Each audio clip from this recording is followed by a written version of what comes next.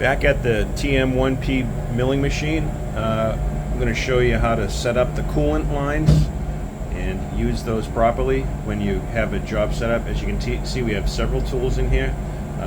These are the coolant lines. We want to make sure that the coolant is flowing and hitting the tools. All right. Now you're going to have tools of all different lengths, so you may have to mess around with that a little bit. You may have to angle one of them up a little bit more, one of them down a little bit more. But I'm going to show you basically how it's done. First off, over here, this is a valve. This is in the off position when it's horizontal.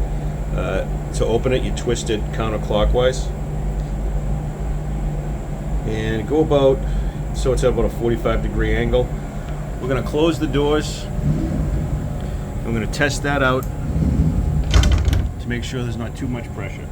I'm going to hit the coolant button over here on the controller. There. Turns it on. That's coming out way too fast, so I'm going to shut that off.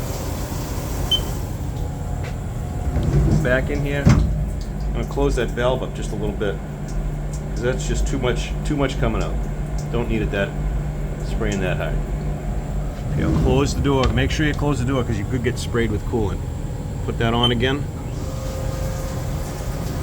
And that's definitely a little bit better. All right, I'm going to ease open the door a little bit so I can see this a little bit better. I'm going to carefully move these over so it's spraying on the tool. All right? So you got to make sure that it's going to be hitting down here. When it's down the pot, it's going to be hitting. So it's going to be like that, right? It's going to spray all over the place. All right, then you go back and shut it off. And then what you need to do then is go and check through all the rest of your tools to make sure that they'll be getting hit by the coolant. And that's pretty much all there is to it.